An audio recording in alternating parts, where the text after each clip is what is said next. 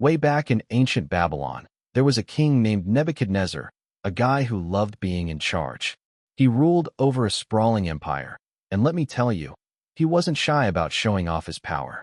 One day, he got this big idea to build a massive golden statue, 90 feet tall, gleaming like the sun. It was set up on the plain of Dura, where everybody could see it. Nebuchadnezzar thought, this'll show the world who's boss. He sent out a decree to every official, governor, and bigwig in his kingdom. Y'all better show up for the statue's grand unveiling. When you hear the trumpets, flutes, and all that music, you're gonna bow down and worship this thing. If you don't, well, you'll get tossed into a blazing furnace. No second chances. The message was loud and clear: obey or burn.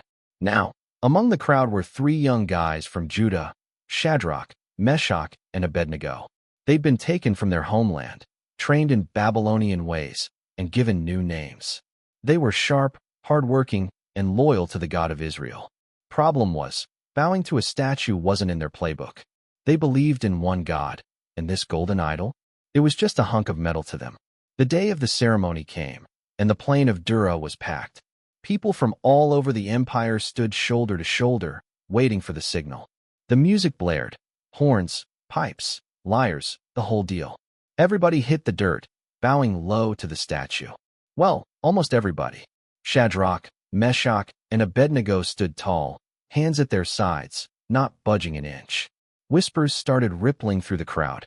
Some officials, probably jealous of these guys' success, took notice and ran straight to the king. Your Majesty, they said, those Jewish guys you put in charge? They're not bowing. They're defying you.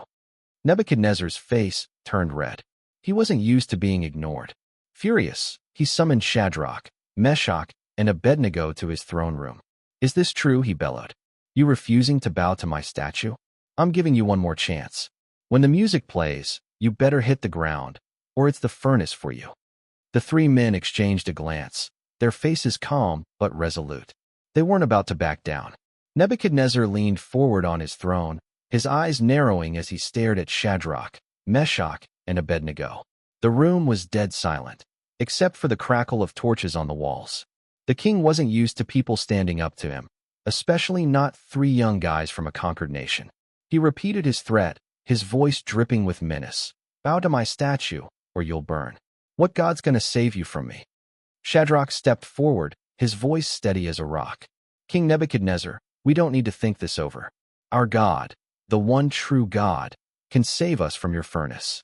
But even if he doesn't, we're not bowing to your statue. We worship him alone. Meshach and Abednego nodded, their eyes locked on the king. No fear, no hesitation, just pure conviction. The crowd gasped. Nebuchadnezzar's jaw dropped, then clenched tight. He wasn't just mad, he was humiliated. These guys were challenging his authority in front of his whole court. Fine, he roared. Heat the furnace 7 times hotter than usual. Let's see if their god shows up. The guards snapped to attention, and the room buzzed with tension. Outside, the furnace was already a monster, a huge, brick-lined pit roaring with flames. The king's order made it even worse. Workers piled in more wood and pitch until the heat was unbearable, the air shimmering like a desert mirage. The soldiers tasked with guarding the furnace started sweating buckets, and not just from the heat. They knew what was coming. Shadrach, Meshach, and Abednego were bound up tight, ropes cutting into their wrists. Their fancy Babylonian clothes, tunics, robes, the works, were still on them. No one bothered to strip them down. The king wanted this over fast. The 3 men didn't struggle or beg. They stood there, calm as ever, whispering prayers to their God. The crowd watched, some in awe, some asclepious, some in fear, as the soldiers led them toward the furnace. Nebuchadnezzar himself came out to watch, his face twisted with rage and anticipation. He wanted to show a public lesson for anyone daring to defy him. The soldiers dragged the 3 men to the edge of the furnace, where the heat was so intense it stung their skin even from a distance. The flames roared, hungry for their next victims. The king leaned forward, eager to see his enemies consumed. Little did he know, this wasn't going to go the way he planned. The furnace roared like a dragon, its flames licking the sky, the heat so fierce it made the air itself feel like it was burning. Shadrach, Meshach, and Abednego stood bound at the edge, their faces calm despite the inferno waiting to swallow them. Nebuchadnezzar's soldiers, some of the toughest guys in Babylon, hesitated for a split second. The heat was already scorching their armor, and they knew getting too close wasn't smart. But the king's orders were clear, and his glare was sharper than any sword. "Throw them in," Nebuchadnezzar shouted, his voice echoing over the crackle of the fire. The soldiers grabbed the three men, shoving them toward the furnace's mouth. The ropes bit into their skin, but Shadrach, Meshach, and Abednego didn't flinch. They'd made their choice, faith over fear. The crowd held its breath, some secretly hoping for a miracle, others just waiting for the grim spectacle to end. The soldiers pushed the three men forward, but the heat was too much.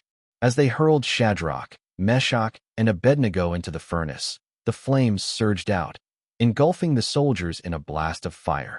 They screamed, collapsing in heaps, their armor no match for the furnace's wrath.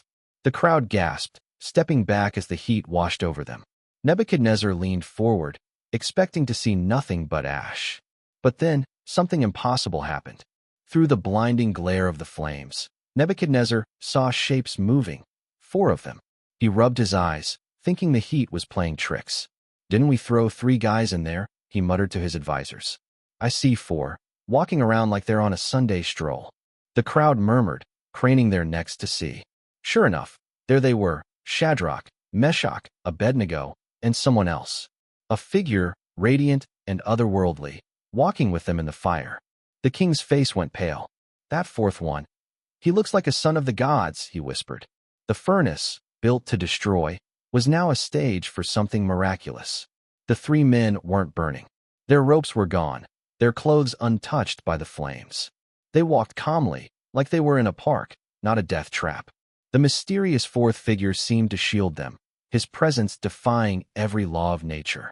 Nebuchadnezzar stood frozen, his pride crumbling as fast as his soldiers had.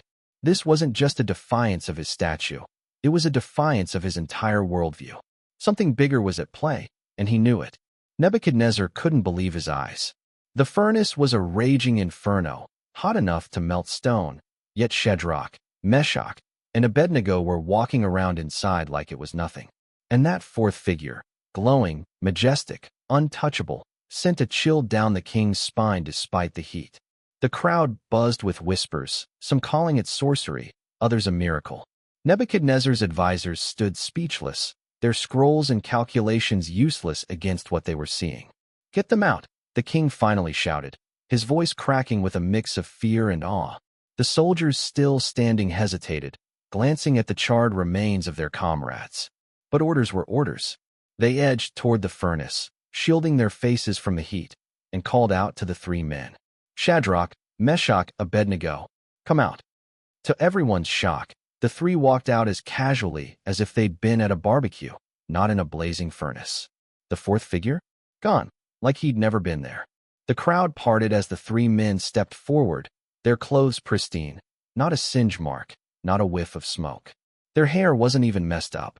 Nebuchadnezzar himself pushed through to inspect them, circling like a man trying to solve a puzzle with no pieces.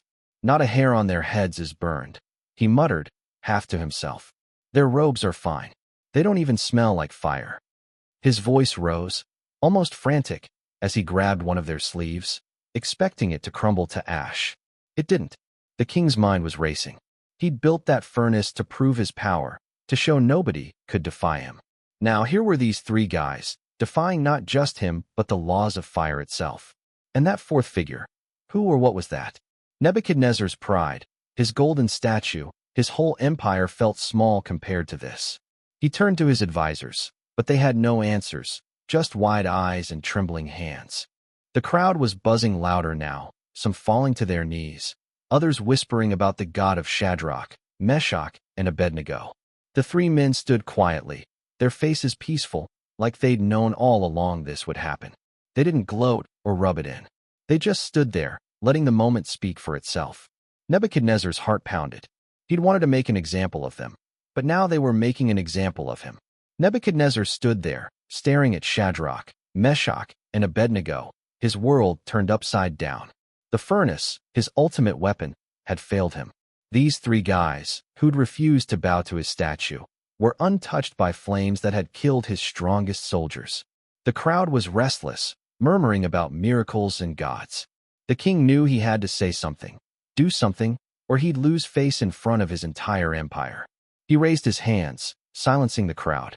His voice, usually booming with confidence, shook a little. "Blessed be the God of Shadrach, Meshach, and Abednego," he declared. The words felt foreign on his tongue, but he couldn't deny what he'd seen. "He sent his angel and delivered his servants who trusted in him. They defied my command and risked their lives to honor their God above all others." The crowd went silent, hanging on his every word. This wasn't the Nebuchadnezzar they knew. He took a deep breath, his eyes darting to the furnace, still roaring behind them. "I'm issuing a new decree," he said, his voice growing stronger.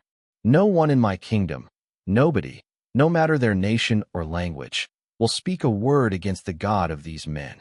Anyone who does will be torn limb from limb, and their house turned to rubble. Because there's no other God who can deliver like this." It was a complete reversal. The king who demanded worship of his statue was now defending the God who'd saved these men. Then, in a move that stunned everyone, Nebuchadnezzar turned to Shadrach, Meshach, and Abednego. "You three," he said, almost smiling, "you're getting a promotion." He raised their rank in the province of Babylon, giving them more authority than before. The crowd murmured again, some in awe, others in disbelief.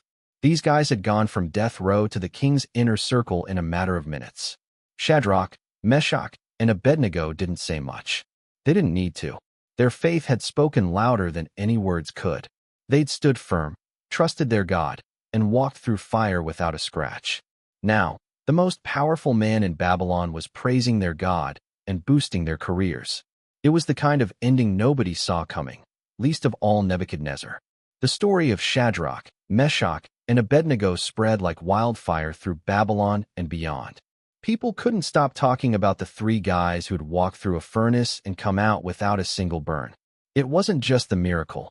It was their courage, their refusal to bow to anything but their God.